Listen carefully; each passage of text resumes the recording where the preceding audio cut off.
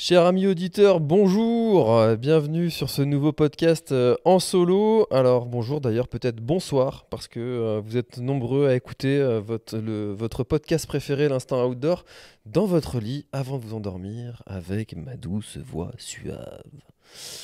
Allez, tout de suite on rentre dans le vif du sujet. Pourquoi est-ce que je fais ce nouveau podcast solo? Eh bien c'est pour vous raconter l'après, l'avant, le pendant, l'histoire de ce défi d'une pointe à l'autre. Alors là aujourd'hui je suis assis dans mon canapé devant mon feu, tu vois, j'allume un petit feu je viens de mettre une bûche là juste avant d'appuyer sur enregistrer, histoire d'être tranquille pour un petit moment et puis te raconter l'histoire de ce défi d'une pointe à l'autre. Alors, pourquoi est-ce que je suis dans mon canapé? Eh bien, parce qu'il faut que je me repose, il paraît. Selon les médecins, il est urgent et important que je me repose. Alors, je te dirai un petit peu pourquoi tout à l'heure, quand on parlera de l'après de ce défi. Et puis là, on va faire un petit flashback. On va commencer. Alors déjà, pour te préciser le contexte de ce podcast, ou du moins la façon de faire, je reviens à mes origines de live et puis de discours sans prendre de notes et un petit peu comme ça vient. Donc je n'ai absolument aucune note devant moi. On va faire ça par ordre chronologique, comme on aime bien faire, et je te raconterai tout ce qui me passe par la tête dans les moindres détails. Alors, recommençons par ce début d'année, donc petit flashback. Début d'année, fracture. T'as vu, je fais super bien le bruit de rembobinage. Début d'année, fracture de fatigue, coucou.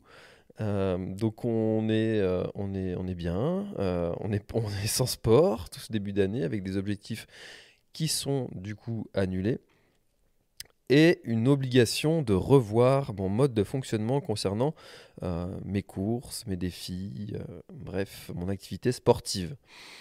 L'année dernière, j'ai voulu faire beaucoup trop de sport, beaucoup trop de défis, beaucoup trop d'ultra. Il y en a eu un tous les 2 mois. Si on part du principe qu'un ultra, c'est à partir de 80 km, c'est à peu près ça qui s'est passé, un tous les 2 mois. Ce qui était beaucoup trop pour mon petit corps. Et donc, fin d'année, fracture de fatigue. Donc le corps te dit, stop mon gars, tu arrêtes là, tes conneries. Donc là, il te bloque, il te sèche sur place, et donc tu n'as donc d'autre choix que d'arrêter et de revoir tes objectifs pour l'année qui suit à la baisse.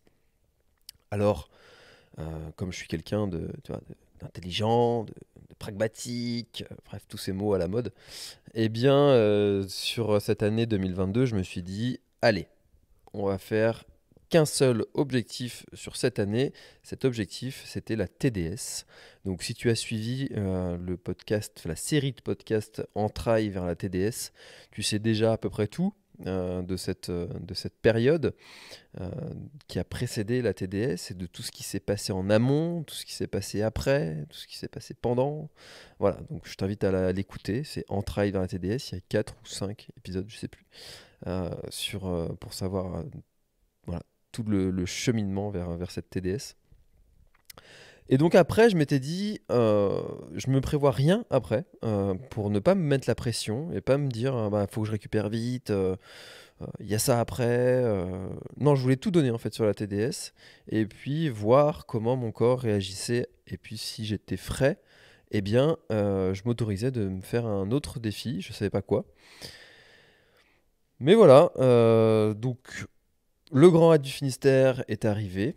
Euh, Grand Raid du Finistère, 166 km, 3500, 3700, ça dépendra de ta montre, de dénivelé positif. C'était un moment incroyable, un moment fabuleux, un moment qui m'a donné moi aussi envie de parcourir et de continuer à parcourir ces terres qui sont juste magnifiques de la Bretagne. D'ailleurs, j'en profite, petit instant promo.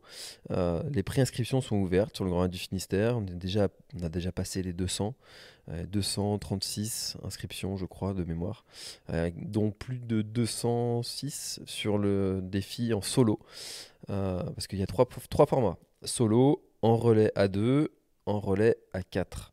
Voilà, histoire de venir partager un moment entre amis, en famille. Ça peut être sympa. Voilà. Donc si tu veux participer, bah, dépêche-toi parce que je pense qu'il n'y aura pas de place pour tout le monde.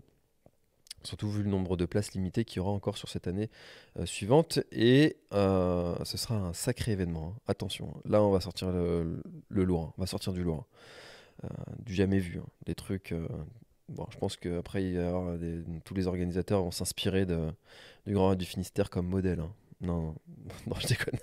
Non, bon, blague à part, on va essayer de faire les choses bien et puis d'améliorer chaque année un petit peu l'événement pour faire passer un bon moment aux coureurs et puis surtout toute l'équipe qui organise aussi, hein. C'est important que les gens passent un bon moment, que tout le monde passe un bon moment. Et voilà, donc instant promo terminé. Reprenons sur le défi d'une pointe à l'autre. Alors, d'une pointe à l'autre, c'est 105 km, 3400 de dénivelé positif, donc avec une multitude de montées et de descentes, comme connaissent les chemins côtiers, les pratiquants des chemins côtiers bretons, surtout sur cette portion du GR34. Donc, on part du Cap de la Chèvre pour arriver jusqu'à la Pointe du Raz. Alors le Cap de la Chèvre, c'est le 4e ravitaillement du Grand Raid du Finistère. Et c'est pour moi l'endroit le plus beau du parcours, l'endroit aussi le plus technique, les 10 km les plus techniques quand on part du Cap de la Chèvre pour rejoindre Morgat. C'est la portion la plus technique du parcours, surtout que tu as déjà 150 km, 140 km dans les pattes. Donc autant te dire que les alternances, les montées, les descentes, ça te pique un peu les gambettes, mais par contre c'est magnifique. Voilà, c'est magnifique. Alors faut arriver là assez tôt pour avoir la chance de le faire de jour, comme c'est plus sympa. Et moi j'ai eu envie de partir de là pour aller jusqu'à la pointe qui est en face. En fait, quand tu es au Cap de la Chèvre et que tu vois en fait la pointe du Raz en face, ça te semble pas si loin que ça. Sauf que quand tu fais toute la baie de Douarnenez, donc tu longes tout le chemin côtier pour aller jusqu'à la pointe du Raz, eh bien, tu as 105 km. Alors ça paraît assez hallucinant quand même, euh, parce que c'est juste à côté. Tu as l'impression qu'à vol d'oiseau ou à la nage, tu pourrais y aller facilement. Et donc, je me suis dit, ouah, ça doit être chouette de pouvoir faire de relier ces deux pointes d'une pointe à l'autre. Donc, avec mes origines de la presqu'île de Crozon, je me suis dit, allez, je vais le faire. J'avais déjà fait en fait un hommage à mon papa de Telgruc jusqu'à la pointe du Raz. Donc, Telgruc, pointe du Raz, ça fait 83 km. Donc, du coup, on rajoutait presque un peu plus de 20 km sur ce défi. Donc, ce qui est pas rien, hein, quand tu sais les 20 km que c'est, bah voilà, t'es content quand tu les as rajoutés, que t'as réussi. Pour ça, je me suis dit, allez, on va faire un petit défi. Forcément, moi, je vais en parler, je vais communiquer sur l'événement. Ce qui serait quand même cool, c'est de l'associer à une association, à un projet qui me tient à cœur. J'ai toujours du mal avec ces sujets d'associer mes courses avec une association. J'ai toujours du mal à soutenir une association. Pourquoi celle-ci, pas une autre? Mais tu sais, maintenant j'ai 2 enfants. Et puis j'apprends à mon fils, quand il me demande un bonbon et qu'il en veut un autre, je lui dis tout le temps un vaut mieux que zéro. Euh, et puis, enfin ça dépend pourquoi, hein. Zéro claque vaut mieux que une, tu vois. Euh, et, et là, je me suis dit un petit peu pareil. Je me suis dit, vaut mieux soutenir une association plutôt que zéro. Mais par contre, il fallait une association qui ait du sens, qui me tienne à cœur. Et mon papa, on a jeté ses cendres, parce qu'il est décédé il y a 10 ans maintenant, d'un cancer du poumon. On a jeté ses cendres à la pointe du Raz. Donc il y avait beaucoup de symboles dans ce défi, dans ce trail. On est parti de la presqu'île de Crozon, la terre où je suis né, pour rejoindre la pointe du Raz, là où mon papa est toujours, une partie de lui est toujours, du moins symboliquement. Et, et le faire pour une association, bah, il fallait que ça ait une association pour lutter contre le tabac. En plus, ça tombait bien, c'était le mois sans tabac. Ça, c'est quelque chose que j'ai appris après, donc hasard du calendrier. Du coup, ça a vachement intéressé les médias, comme tout le monde en parlait de ce mois sans tabac, et puis ça faisait un sujet qui changeait un petit peu, plutôt que de chercher des alternatives au tabac, à la cigarette électronique, enfin, un truc, voilà, des sujets qui traitent assez souvent. Ils étaient contents d'avoir quelqu'un qui faisait un défi comme ça, Surtout que c'est un défi que j'ai ouvert en fait à ceux qui voulaient m'accompagner. Et je suis très content qu'il y ait eu ces 6 autres coureurs qui aient souhaité participer à l'aventure. Alors, malheureusement pour l'un d'entre eux, Diego, il n'a pas pu prendre le départ suite à un problème de santé. La semaine avant, son ostéo lui a déconseillé de prendre le départ et ce qu'il n'a pas. Du coup, il a suivi son conseil, il a bien fait. Euh, donc, on est parti à 6. On est parti à 6, 5 heures du matin, à la frontale. Euh, voilà, moi j'aime beaucoup ces départs où tu te lèves un petit peu tôt, euh, mais sans pression non plus, parce que t'as pas la pression de rater le départ. Enfin, je veux dire, si tu pars à 5 heures ou 5 heures et quart, ça change rien, quoi. Donc finalement, la veille, y a pas trop tu te mets pas trop de stress, pas trop de pression, contrairement à un départ de course où t'as pas le droit de rater le départ. Faut même être réveillé longtemps à l'avance parce que faut arriver, enfin, tout le truc que tu connais déjà. Voilà. Donc, on est parti à la fraîche. Tout de suite, euh, alors, je vais quand même continuer de raconter l'avant, avant de rentrer dans le pendant. Il y a eu quand même pas mal de médiatisation et ça c'est quelque chose de nouveau. Alors maintenant je commence à être un petit peu habitué modestement à prendre la parole et puis à m'exprimer pour les journalistes. Alors je l'ai fait avec le Grand Raid du Finistère, je l'ai fait sur d'autres défis comme le GR20 en 3 jours, je l'avais fait voilà, pour d'autres occasions. Mais là en fait c'est la première fois que je dois le faire de façon aussi répétée en si peu de temps. Il y a eu quand même Chéri FM qui s'y intéressait, il y a eu Côté Quimper, le Télégramme, euh, France Bleu, dont ils sont fous ces Bretons. Enfin voilà, il y a France 3 qui a failli venir aussi. Bon, malheureusement, l'actualité a fait que ils ont dû aller traiter d'autres sujets. Un petit peu dommage. Je pense qu'ils doivent regretter, eux, de ne pas avoir suivi cette aventure, c'est sûr et certain. Euh, non. Donc voilà, c'était comme quelque chose qui a été relayé médiatiquement. Et ça, j'en étais très content en fait de voir ce relais qui était fait, cette visibilité qui était faite sur l'association qu'on soutenait, donc Demain ne sera non fumeur. C'est vraiment quelque chose qui me tenait à cœur en fait de parler de cette association. Pourquoi celle-ci? Parce que eh bien, ils traitent des sujets qui concernent le tabac de façon globale. Le tabac, c'est un problème de santé publique. C'est la première cause de décès en France. On le sait pas, mais je te le dis. Voilà, maintenant tu le sais. Enfin, c'est pas la cause directe. En fait, on ne décède pas du tabac à proprement parler, mais c'est pas, tu vois, c'est pas, comment dire, c'est pas une maladie en fait. Le tabac, enfin le tabagisme, l'addiction au tabac, c'en est une, mais euh, tu vois, c'est un truc qui est dérivé. Tu décèdes du cancer du poumon qui t'a été causé par le tabac. Mais c'est toutes ces maladies qui sont associées au tabac qui font que le tabac, c'est la première cause de mortalité en France. Je pense que d'ailleurs que c'est même pas qu'en France, ça doit être dans plusieurs pays comme ça. Donc c'est quand même un gros problème. Et, et finalement, en fait, j'ai été assez déçu par l'impact qu'avait la cagnotte. Euh, je fais rarement des cagnottes, c'est la deuxième fois que j'en fais. Et là, en fait, malgré toute la visibilité qu'il y a eu sur le projet, enfin, la vidéo qu'a fait TBO, donc avec le Telegram, c'est 42 000 vues en moins de 24 heures, ce qui est quand même assez fou. Euh, et pour autant, la cagnotte n'a pas dépassé, alors je dirais ça de mémoire, mais on a un petit peu plus de 200 euros. Donc c'est rien en fait. Je- et voilà, donc j'en ai discuté un petit peu avec l'association, ils m'ont dit que ils n'étaient pas surpris, parce que eux avaient du mal à mobiliser, à récolter des fonds pour cette cause-là.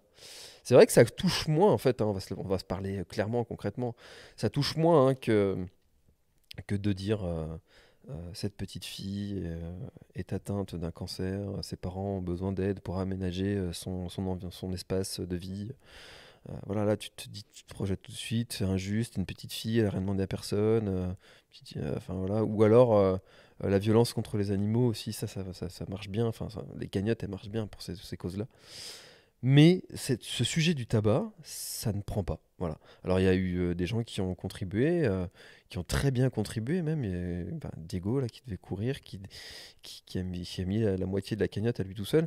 Enfin, voilà, il y a quand même des gens qui ont contribué. Mais par rapport à la visibilité que le projet a eu, je reste assez sur ma faim, en fait, on va dire.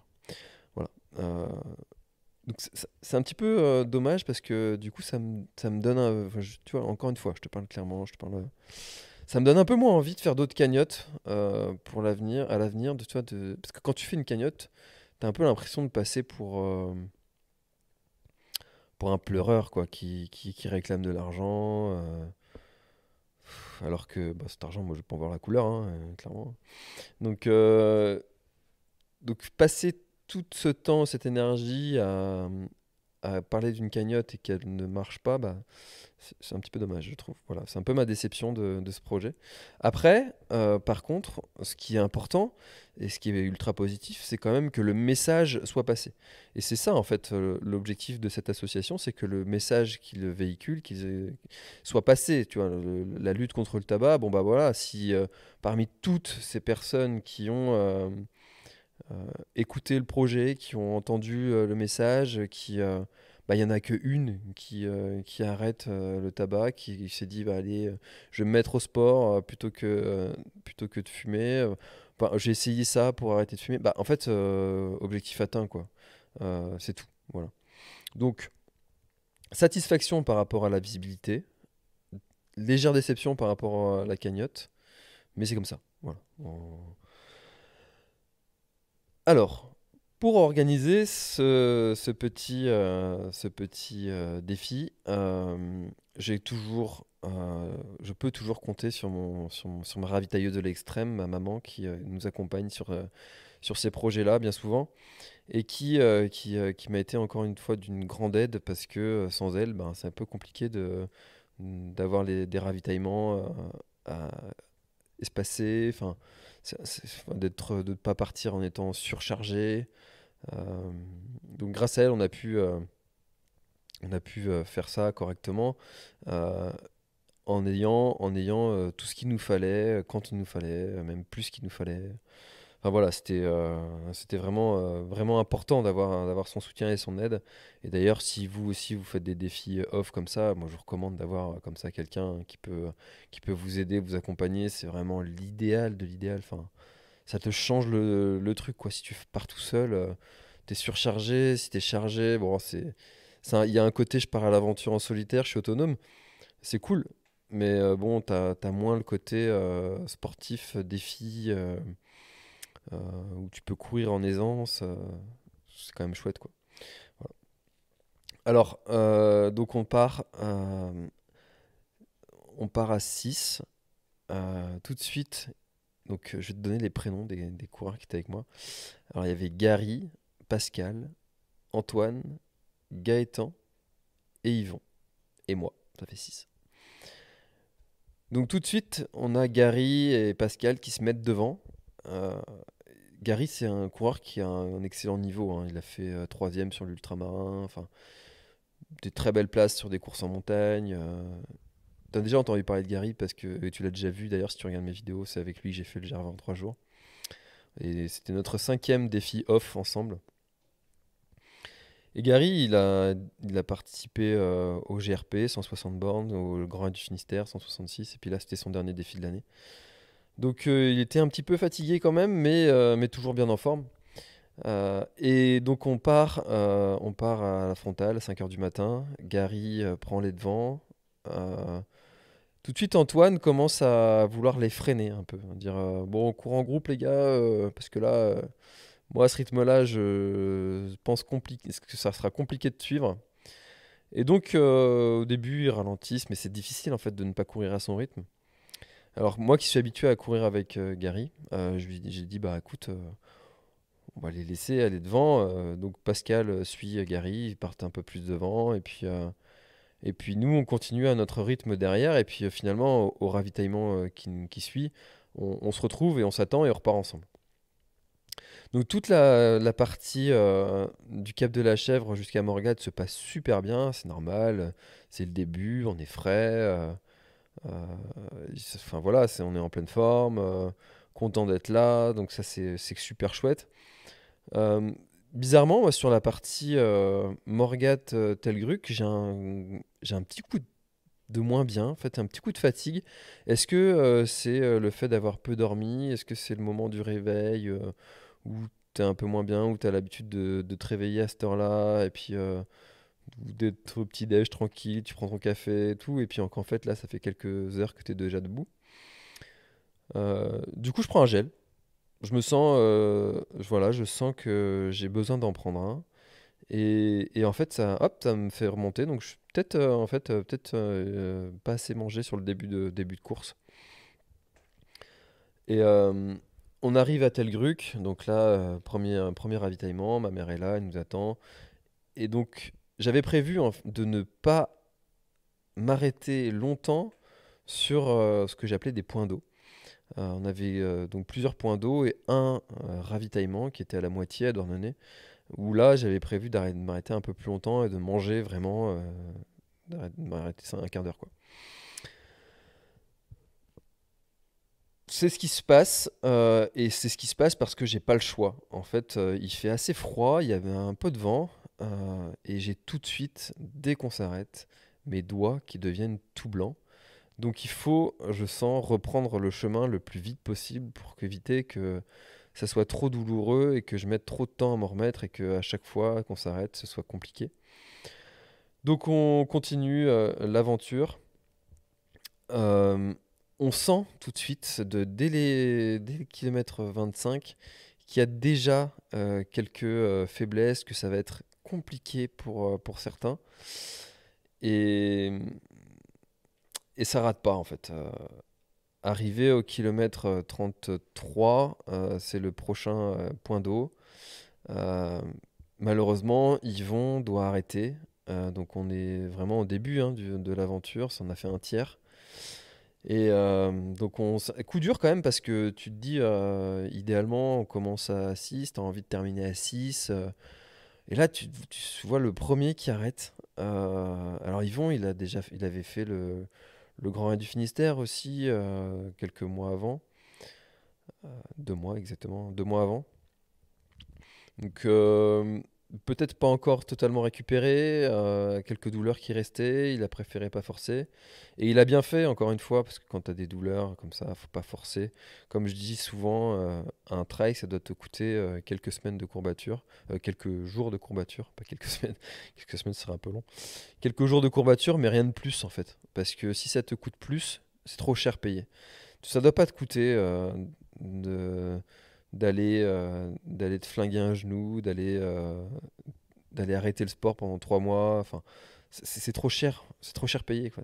Ça doit pas coûter ça. Enfin, si c'est ça que ça doit coûter, c'est que la préparation a été mauvaise ou que t'as trop forcé. Enfin voilà, il y a un truc qui a déconné quoi.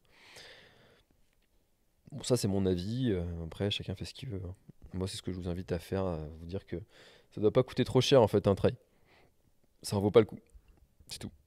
C'est mon point de vue. T'es pas d'accord? Bah, envoie-moi un message. On en parle. Bon, donc du coup, on repart sans Yvon, on repart à 5. Et là, en fait, on a la chance d'avoir En fait, vous savez, je vais le dire parce qu'il y a peut-être parmi vous des gens qui nous écoutent depuis la montagne ou depuis la Méditerranée. En Bretagne, il y a ce qu'on appelle les marées. Les marées, ça veut dire que la mer, elle monte et elle descend. Et en fait, quand elle descend, bah, des fois, elle part assez loin et tu peux échapper au chemin côtier en passant par les plages. En fait, tu passes par la plage. Et moi, je trouve ça beaucoup plus cool de courir sur la plage que d'aller faire des fois, parce que tu passes des fois, tu dois passer sur la route un peu. Enfin bref. Donc moi, je décide comme on est en marée basse, de passer par les plages et je trouve ça génial en fait. Tu cours sur la plage sur des kilomètres. Enfin, je trouve ça top. Donc on passe par la plage. euh, et là encore, on sent que, que ça va être compliqué pour certains. Moi, je suis super en forme. J'ai une bonne sensation. Et par contre, bah, je vois que Antoine est pâle. Je lui dis plusieurs fois, je lui dis, tu manques de couleur là, c'est un peu palo tout ça là, ça va? Il me dit, ouais, je me sens pas hyper en forme, mais ça va peut-être revenir, on verra, mais je veux pas vous ralentir. Donc du coup, on attend quand même, hein, tu vois, on court à notre rythme, on attend, on court à notre rythme, on attend. Et, et il sent que ça reviendra pas. Voilà, ça, pendant plus de 10 km, il force, il force, il force, et le plaisir est pas vraiment là. Et c'est pas le seul. Gaëtan, qui a fait une mauvaise chute au travail, a une douleur lui aussi, qui était légère, et qui s'est intensifiée avec la course. Au début, elle était présente de façon aléatoire, après elle est devenue régulière, elle est devenue permanente. Donc tous les deux, ils ont commencé à être ensemble derrière, loin derrière, de plus en plus loin derrière. Et malheureusement, ils ont tous les deux arrêté à Douarnenez, donc au kilomètre 50. Donc ils auront quand même fait 50 kilomètres en ayant une petite douleur, voire une faiblesse, ce qui est quand même pas mal, quoi, hein. Courir 50 bornes, tout le monde n'en est pas capable, surtout dans des conditions comme ça. Antoine, il avait fait le grand trail des Qatars, grand raid des Qatars, 10 jours avant, et en fait, clairement, son corps n'avait pas récupéré de cette distance. Et c'était un petit peu ambitieux de sa part d'enchaîner les deux. Mais bravo, coup de chapeau à toi Antoine d'avoir tenté de prendre ce départ. Et puis ben, tu tentes. Et si ça passe, c'est cool. Si ça passe pas, t'arrêtes. Et, et sans regret. Voilà. Je crois que c'est le cas d'Antoine. Euh, donc on continue l'aventure à 3. Bah, c'est quand même chaud, quoi. Tu te dis, ça y est, quoi, on est à la moitié du parcours, et il y a déjà la moitié de l'équipe qui a arrêté. Euh, donc moi, j'étais pas préparé à ça, hein. Moi, tu sais, je suis très optimiste, très, ça va le faire. Mais si, un peu des fois, un peu cucu les petits oiseaux. Euh, et je m'étais dit, ouais, si, on va arriver tous. Je me figurais déjà à l'arrivée, en mode Top Gun, au bout de la pointe, là. Euh, et puis en fait, tu te rends compte que ça va pas se passer comme tu l'imaginais. Et là, on continue. Donc, on arrive à Douarnenez. Il nous reste 7 km pour traverser Douarnenez et être au point de ravitaillement, où là, on a décidé de faire une belle pause. Gary et moi, on est devant. On sent que Pascal, derrière, il est à 10-15 mètres derrière. Et tu sens qu'il y a comme... Tu sais, il fait un peu le yo-yo, quoi. Il rattrape, il relâche, il rattrape, il relâche. Et quand c'est comme ça, c'est jamais très bon. Alors tu peux te dire, bon, petite faiblesse, euh, et ça passera peut-être au moment de la pause. Euh, donc on espère fortement pour lui. Donc là, la pause arrive, et là, ça fait vraiment du bien, quoi. C'est le seul moment où je me suis vraiment assis sur le parcours. Parce que sinon, j'évitais de m'asseoir de trop, parce que dès que tu t'assois, ton corps est complètement à l'arrêt. Et puis moi, je te l'ai dit, syndrome de Raynaud, mes doigts ils blanchissent direct. Donc c'est le seul moment où je m'assois, où je prends vraiment le temps de manger. Alors j'ai un bon vieux sandwich poulet crudité mayonnaise, qui passe bien. En fait, voilà, je remplis bien l'estomac, c'est parce que moi voilà, j'aime bien manger. Et puis en fait, en général, ça passe plutôt bien. J'ai pas trop de problèmes de digestion. Et donc, on prend le temps de manger, on prend le temps de bien remplir toutes nos gourdes, nos flasques, etc. Et de refaire le plein de bars et tout, pour le trajet. Et on repart assez vite, hein, un quart d'heure de pause, c'est pas beaucoup, hein, donc finalement c'est assez rapide, hein, ça passe vite. Euh, et là on repart donc à 3 avec Gary et Pascal et moi. Euh, et donc avec Gary on prend les devants, et là Pascal tout de suite, c'est compliqué. C'est compliqué, il n'arrive pas à suivre le rythme. Faut se rappeler qu'on a un objectif de temps. Moi, je voulais mettre moins de 15 heures, idéalement 14 heures. Euh, donc, bon, faut pas traîner, quoi, hein. Je voulais même, idéalement, arriver pour faire le coucher de soleil. Bon, au final, c'était un petit peu ambitieux. Mais voilà, on veut tenir un rythme. Et puis, ben, il y a aussi le fait que les copains, ils ont abandonné, enfin, qui ont abandonné, ils sont en train de nous suivre, quoi. Puis tu te dis, bon, les pauvres, quoi, ils sont en train de rester là, toute l'après-midi, toute la journée, euh, à nous suivre. Bon, ils nous ont suivis, ils nous en ont pas voulu, ils nous ont encouragés, ils nous ont aidés. Euh, voilà, au final, ils se sont occupés comme ils pouvaient, mais bon, c'était pas le plan normalement pour eux, c'était pas l'objectif de la journée, quoi. Donc bon, tu te dis, bon, allez, moi, je vais me sortir les doigts, je vais aller le plus vite possible, histoire qu'on puisse rentrer à la maison le plus vite possible, quoi. Donc on avance, on avance, on avance, et au bout de même pas 10 km, on apprend que Pascal est resté avec Ewen Carbonnier, qui est notre vidéaste, qui était là pour qu'on puisse avoir un joli souvenir de cette aventure, et qui nous filmait sur plusieurs portions du parcours. Et à un moment, euh, quand il l'a croisé, eh ben, il a dit moi, je peux plus suivre. Malheureusement, je vais arrêter là. Donc il a arrêté. Il a dû faire quelque chose comme 70 km. Donc belle perf, belle aventure, beau parcours.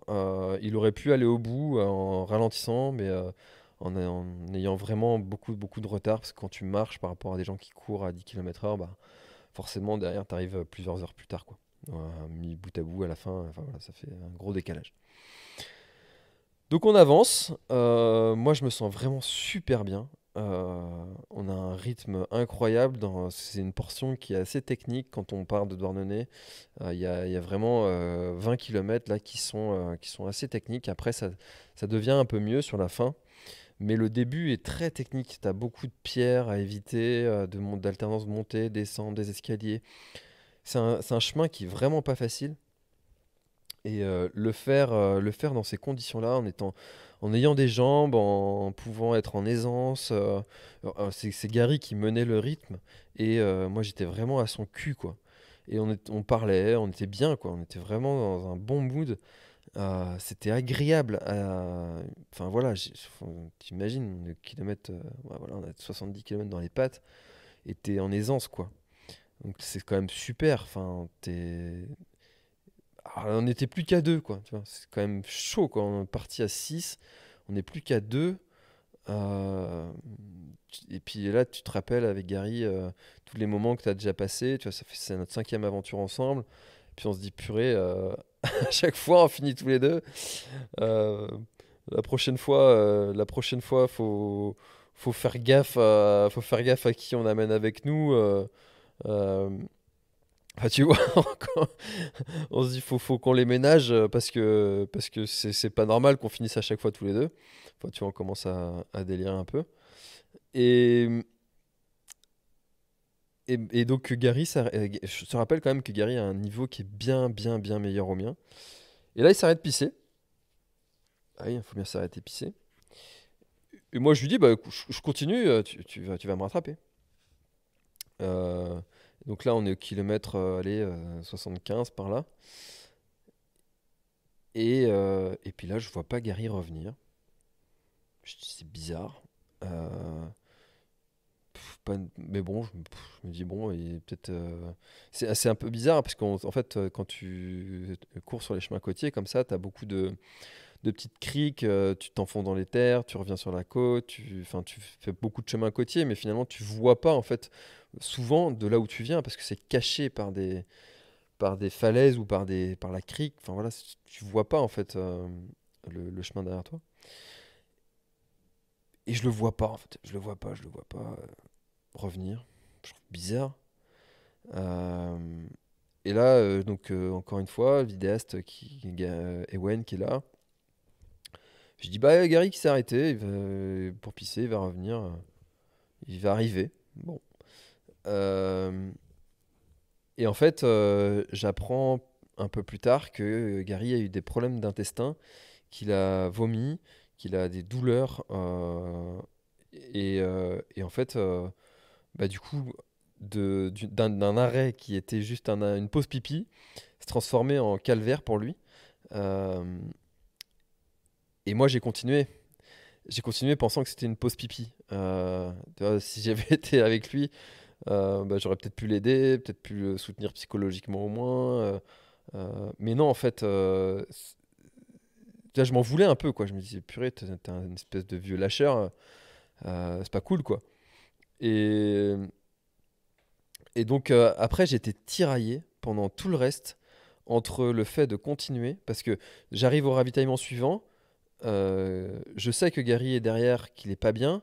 On me dit ouais, on l'a vu, il a hésité à arrêter, et puis au final, il est reparti, ça va mieux, il veut te rattraper. Puis là, je me dis, bon, ok, bah, s'il veut me rattraper, il va le faire. Enfin, faut se visualiser. C'est comme si tu t'allais courir avec Kylian Jornet ou François Daen qui s'arrête pour pisser. Tu vois, tu te dis, bon, bah, si toi tu continues, normalement, il va pas tarder à me rattraper derrière, quoi. Bah là, c'est pareil, en fait. C'est vraiment quelqu'un qui a un bon niveau. Tu te dis, bon, il va me rattraper vite fait. Et puis, je le vois. Je le vois. Il y avait un moment, une grande crique. Je me rappelle de faire cette story. Je fais, ouais, il est là, mon Gary. Et, je suis content, je suis super content. Je me dis, ah, super, on va pouvoir continuer de partager ce moment ensemble. Et puis en fait, c'est chiant parce que quand tu sais que tu as quelqu'un derrière comme ça, eh ben, tu passes ton temps à te retourner pour voir s'il arrive, tu passes ton temps à te poser la question, qu'est-ce que je fais, est-ce que je l'attends?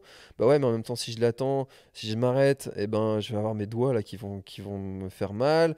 Si lui, il arrive jusque-là, mais qu'il avait décidé d'arrêter, bah du coup, j'aurais perdu tout ce temps où j'ai attendu. Enfin, tu te poses tout un tas de questions, tu te dis mais en fait peut-être que si je l'attends, bah, c'est ça qui va l'aider à aller un peu plus vite. Enfin, tu sais pas en fait, tu es dans l'inconnu et c'est hyper compliqué comme sentiment, c'est un truc que j'avais jamais vécu.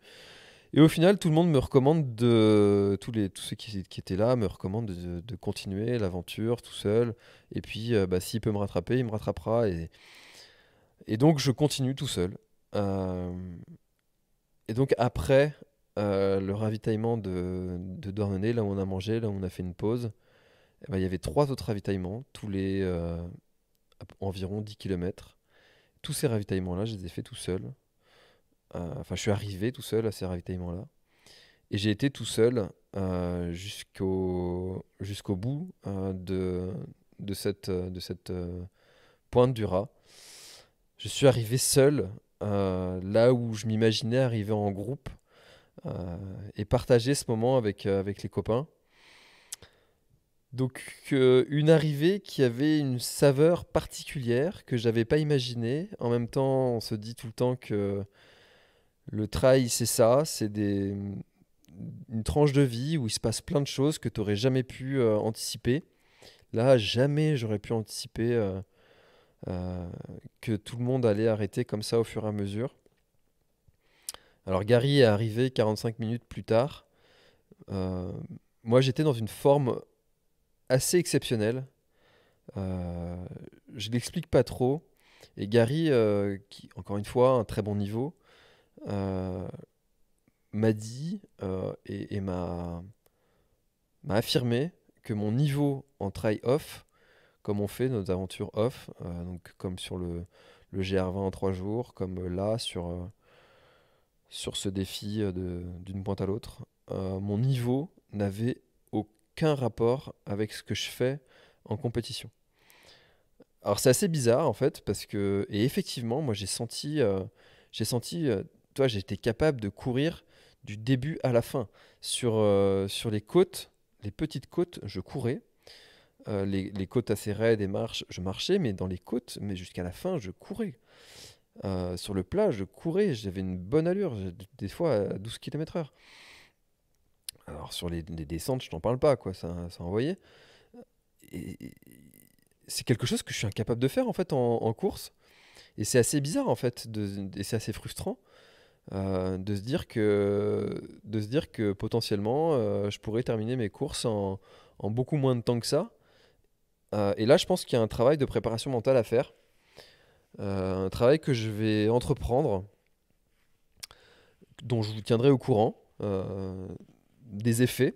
Bon, c'est des effets qui se verront peut-être dans 6 mois sur mes prochains ultras, mais quand même. euh, je trouve intéressant de creuser le sujet. Pourquoi est-ce que quand je mets un dossard, mon niveau est moins bon que quand j'en mets pas? Euh, c'est factuel, enfin, je veux dire, tu vois mon aisance sans prétention, enfin, sans. Oui, moi, tout ça. Mais j'étais vraiment en aisance et c'est bizarre en fait. Alors peut-être que ça vous est déjà arrivé, parce que c'était déjà arrivé. Je sais pas, peut-être que je suis pas le seul, ou peut-être des fois que c'est l'inverse, que quand il n'y a pas de dossard, pas d'envie, pas de moins de compétences, moins de facilité, je sais pas. Dites-moi hein, si ça, voilà, envoyez-moi un message si cette expérience vous parle. Euh, donc arrivé à la Pointe du Raz, trop cool, ma mère est là, les copains sont là, bon moment quand même, hein, je suis satisfait d'être arrivé là en étant en forme, en étant bien, en étant pas complètement fracassé, je peux marcher normalement.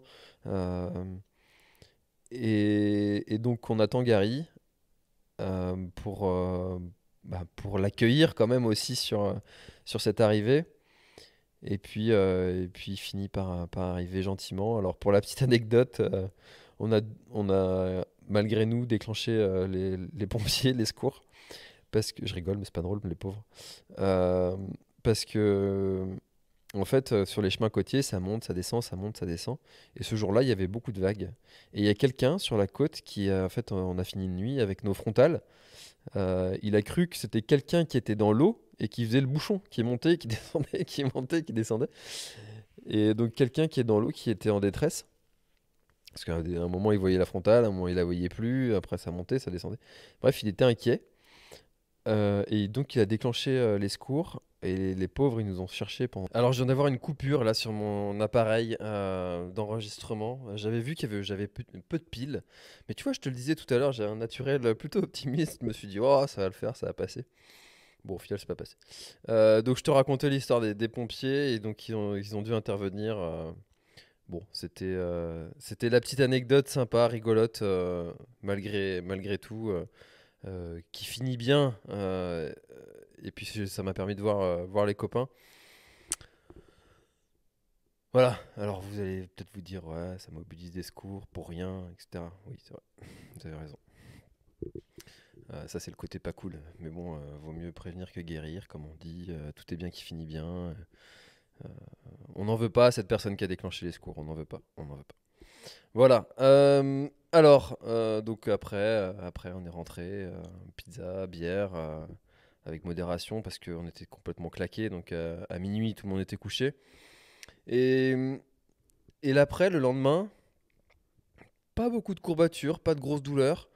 Euh, j'ai récupéré assez vite. Finalement, j'ai respecté mon truc que un trail doit te coûter une semaine de courbature. Et ben là, on y était. Voilà, il n'y avait rien de particulier, aucun signe de douleur au genou, enfin voilà, pas de truc de contracture musculaire, de rien. J'étais plutôt content. J'étais plutôt content et bon, par contre, évidemment, de la fatigue. Donc je te rappelle que le trail c'était un jeudi, donc on a couru toute la journée du jeudi. Au final, on termine en 14h35. Enfin, moi, je termine en 14h35. Euh, Ce qui fait quand même pas mal de temps à courir, hein, et le corps, il prend cher, hein. C'est 7000 calories de dépensées quand même. Euh, D'ailleurs, tu te demandes peut-être comment je me suis fait, de quoi je me suis nourri. J'ai utilisé pour la première fois les produits Meltonic. Ils m'ont envoyé tout un pack, ils ont un pack Trail, et j'ai mangé tout ce qu'il y avait dans le pack. enfin, quasiment. Euh, sauf peut-être un gâteau, il y a un petit gâteau là. Mais tous les gels, je les ai mangés, toutes les barres, je les ai mangées. J'ai mangé aussi des barres NAC, j'ai mangé des sticks miel aussi de chez Happy Run. Euh, voilà, ça c'était. Et en termes de boissons d'hydratation, j'ai utilisé leur poudre d'hydratation à Meltonic que j'ai trouvé plutôt pas mal. Voilà. Donc c'est pas du tout sponsorisé cette histoire-là, ce que je suis en train de te raconter, mais bon, j'ai bien aimé, ça m'a convenu. Les trucs que j'ai pas aimé, par contre, il y avait un gel à la spiruline. Ah, c'était infâme. Enfin, infâme, j'exagère peut-être un peu. C'est passé, hein, mais ça m'a pas donné envie de vomir, mais j'ai pas trouvé ça très bon. Et, enfin, de toute façon, la spiruline, c'est pas bon. Enfin, celui qui dit ouais, j'aime bien la spiruline, je trouve ça bon. Enfin, c'est bizarre quoi. Comme goût, c'est quand même chelou. Et donc, enfin, voilà, moi j'ai déjà fait des petites cures là de spiruline au moment où c'était vraiment à la mode. Peut-être j'ai l'impression d'en entendre un peu moins parler, mais ça c'est toujours quand même reconnu et connu que ça a pas mal de bienfaits pour la santé. Euh, donc il y a eu ça, et puis il y a une autre barre de chez eux aussi au raisin là, que j'ai pas aimé parce que du mal à la mâcher, à l'avaler, obligé de prendre de l'eau avec là pour pouvoir l'avaler. J'ai trouvé ça très ouais, pas facile à mâcher. Sinon tout le reste j'ai vraiment beaucoup aimé. Euh, tous les petits sticks euh, miel, gelée royale avec un goût différent, puis des composants différents qui favorisent telle ou telle chose, l'endurance, un petit coup de fouet. Voilà, j'ai trouvé ça pas mal. Voilà. Euh, Ensuite, le dimanche, j'étais de garde, pompier, donc je suis pompier volontaire aussi. Et donc j'étais de garde de nuit, comme bien souvent, je prends quasiment que des nuits. Et quand tu es pompier volontaire, c'est un petit peu, bah, c'est un peu tout ou rien quoi. Enfin, ça peut très bien se passer, tu peux ne rien faire, comme tu peux passer la nuit dehors. Et souvent, quand tu es à l'ambulance, à Quimper, on a plusieurs ambulances. Euh, on en a quatre exactement. Et quand tu es à l'ambulance numéro 1, tu sais que tu vas faire au moins une interne dans la nuit. Donc tu sais que bon, tu vas pas passer une nuit correcte. Quand tu es au VSAV 2 euh, et au fourgon, ce qui était mon cas, donc le fourgon, l'engin qui sert à éteindre des incendies, tu te dis, bon, il y a quand même plus de chances que je dorme toute la nuit, quoi. Mais bah, s'il y a un feu, c'est pour ta gueule, quoi. Euh, et bah, il y a eu un feu. Un feu à 3 heures du mat, une maison dans Quimper qui a pris feu. Et donc, bah, je suis parti en première ligne, quoi. On était le premier engin dessus. Donc là, c'est parti, quoi. Tu interviens et tout le dessus, tous les combles de la maison étaient en feu. Le dernier étage était pris en feu aussi. Donc, tu te doutes bien que ça s'éteint pas en un quart d'heure. Donc toute la nuit dehors, je m'étais endormi assez tard, vers 1 heure. Donc 2 heures de sommeil, plus toute la nuit enfin tout le reste de la nuit de 3 heures bah, jusqu'au lendemain sur ce feu. Euh, Bah, j'ai accumulé beaucoup de fatigue en fait sur cette semaine. Euh, Entre le trail avec la petite nuit d'avant, le trail qui te tire quand même pas mal sur les réserves, le feu, euh, où voilà, où j'ai eu une activité quand même physique assez intense. J'avais déjà passé une garde la semaine d'avant où j'avais fait 3 interventions après minuit. Euh, et le lendemain, en fait, moi, je dors pas en fait la journée parce que je me dis si je dors, enfin, je peux faire une petite sieste, mais je sais pas, ça vaut pas les 5 heures de sommeil perdu, quoi. Euh, je me dis si je dors le matin, le soir, je m'endors pas. Enfin, après, tu te décales complètement. Enfin, les gens qui travaillent en décalé comme ça, profond respect. Parce que moi, enfin, je sais pas comment je ferais. Peut-être que vous avez des techniques pour vous adapter, mais euh, eh ben, je pense que j'ai accumulé beaucoup de fatigue qui était déjà là depuis longtemps. Enfin, c'est vrai, si tu regardes en arrière, La TDS, ça m'a tiré dessus quand même, hein, 2 nuits dehors, avec une semaine à Chamonix qui était quand même intense, avec beaucoup de rendez-vous pro. Euh, Après, il y a eu le Grand Raid du Finistère. Le Grand Raid du Finistère, c'était une période assez stressante, avec peu de sommeil aussi. Juste après, il y a eu la Réunion. La Réunion, c'est pareil. J'ai passé plusieurs petites nuits. Euh, Ensuite, il y a eu ce défi, plus toutes ces gardes de pompiers qui ont... J'ai accumulé beaucoup de dettes en sommeil. Et mon corps me l'a rappelé, me l'a dit, me l'a fait savoir. Et c'est pour ça qu'actuellement, là, j'ai une péricardite. Alors, qu'est-ce que c'est que ça? C'est en fait le cœur, il est enveloppé dans une poche. Et cette poche-là, plusieurs feuillets qui coulissent entre eux. Et il y a un de ces feuillets-là qui est inflammé, voilà. Alors, c'est aussi dû peut-être à l'angine que j'ai chopée il y a 10 jours, enfin 2 semaines maintenant. Donc une infection. Et quand tu as une infection et que ton corps est affaibli, bah, l'infection, elle peut aller ailleurs que dans là où elle est à l'origine. Donc toi, typiquement l'angine dans la gorge. Bah, l'infection, elle est peut-être partie sur ce fameux feuillet du cœur et qui cause une péricardite. Alors, du coup, qu'est-ce que ça fait? Bah, ça fait une douleur sur le côté gauche, un petit peu comme une douleur intercostale, sauf que ça dure. Quand tu fais certains mouvements, ça intensifie. Et c'est assez pénible. C'est assez pénible. Euh, Parce que quand tu te déplaces et que tu fais pour te donner un peu des trucs concrets, moi je vais chercher mes enfants en vélo. De toute façon, j'ai pas de voiture, donc maintenant c'est vite vu. Euh, donc, je vais chercher ma fille en vélo. On a été faire les courses ensemble. Euh, Ma femme nous a rejoints pour mettre les courses dans la voiture. Hop, on est parti chercher notre fils à l'école, décharger les courses de la voiture.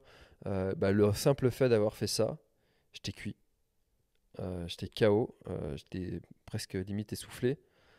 Euh, et ce qui fait quand même assez bizarre hein, quand tu as l'habitude de courir comme ça des heures et que ça va. Et que en allant chercher tes enfants et tes courses, t'es mort. Ben, tu te dis waouh, qu'est-ce qui m'arrive quoi? Donc bon, tu sais que c'est dû à ça et que normalement du repos et puis suivre le traitement qui est à base d'aspirine, donc c'est pas non plus un traitement de choc quoi. Bah ça va le faire au bout de 3 semaines, mais ça fait réfléchir. Tu te dis ouais bon, quand tu regardes un planning, tu vois, à l'avance, tu te dis ouais ça va être trop bien, mais quand tu regardes en arrière, tu te dis ouais c'était peut-être trop quoi. Euh, donc on n'a qu'un seul corps, qu'une seule santé correcte. Quand on l'a à 100%, il faut savoir la conserver à 100% et écouter en fait tous les signaux. Parce que là aujourd'hui, c'est une péricardite, c'est pas grave. C'est quelque chose qui se soigne très bien. Demain, si je continue comme ça, qu'est-ce que ce sera? Je ne sais pas. En tout cas, le corps, lui, il sait te faire t'arrêter. Et il sait aussi monter en puissance pour te faire comprendre qu'il faut vraiment s'arrêter, même si tu l'écoutes pas. Donc là, en fait, j'ai pas le choix. Soit je l'écoute et je me repose vraiment, soit je l'écoute pas et il m'enverra un autre signal. Plus ou moins fort, on sait pas. Euh, mais ce signal-là qui t'envoie, c'est pas qu'à moi, c'est aussi à toi. Euh, Toi aussi, tu fais partie de ces gens qui recevront un signal un jour. Et malheureusement, le signal, il peut être violent d'un coup, quoi. Enfin, voilà, on peut penser et se voiler la face en disant que ça arrive qu'aux autres, qu'on est les meilleurs, les plus beaux, les plus forts, qu'on arrive à faire des choses qui inspirent les autres, que plein de gens te disent Waouh, comment tu fais ça, si ça, mais n'empêche qu'on est comme les autres, je suis comme tout le monde, j'ai des limites. Quand je suis fatigué, c'est pas pour rien, c'est parce que mon corps me dit faut que tu te reposes. Si tu l'écoutes pas, au bout d'un moment, il te dit je vais t'imposer de te reposer. Euh, donc je clôture cet épisode. Je suis content de l'avoir enregistré après que ça me soit arrivé, cette mésaventure. Parce que ben, ça montre bien qu'on a des limites, qu'il faut prendre soin de son corps, que c'est pas parce qu'on arrive au bout d'un trail entier en bonne santé que ce sera le cas quelques jours plus tard. Parce que ce qui m'arrive, c'est aussi dû à ce trail. Il y a un lien, forcément. Pas que avec lui, mais il en fait partie. Euh, voilà. Donc prenez soin de vous.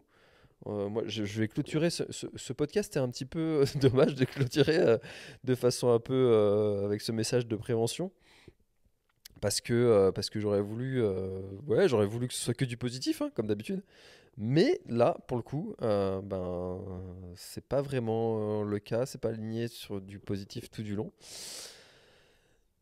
N'empêche que, bah, il faut que mon expérience négative, vous en serviez pour pour progresser positivement. Comme je le dis et je l'ai dit dans le podcast avec Uptrack Plus, apprendre grâce aux meilleurs, bah, ça, euh, ça sert aussi d'apprendre grâce à l'expérience des autres.